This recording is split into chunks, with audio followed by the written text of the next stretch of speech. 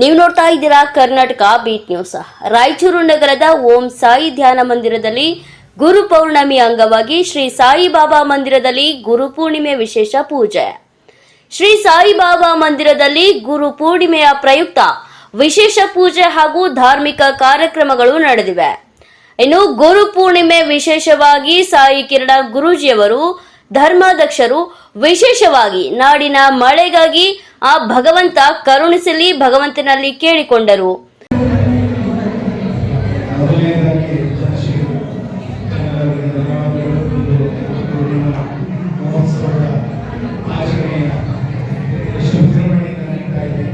ಎಲ್ಲರಿಗೆ ಕಾರ್ಯವನ್ನು ಮಾಡಿದ್ದಾರೆ.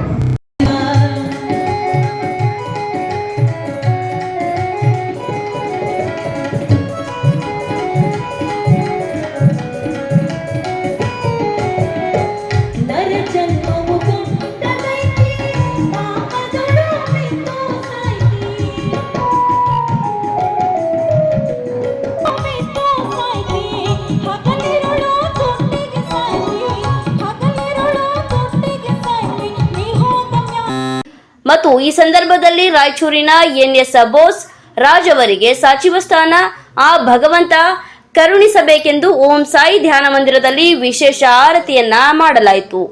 ಸಾವಿರಾರು ಭಕ್ತರಿಗೆ ಅನ್ನ ಸಂತರ್ಪಣೆ ಮಾಡಲಾಯಿತು. ಓಂ ಸಾಯಿ ಧ್ಯಾನ ಮಂದಿರದಲ್ಲಿ ಸುಗಮ ಸಂಗೀತವನ್ನ ಕೂಡ ಆಯೋಜಿಸಲಾಗಿತ್ತು. ಕ್ಷಣ ಕ್ಷಣದ ಸುದ್ದಿಗಾಗಿ ನೋಡ್ತಾ ಇರಿ ಕರ್ನಾಟಕ ಬೀಟ್ ನ್ಯೂಸ್.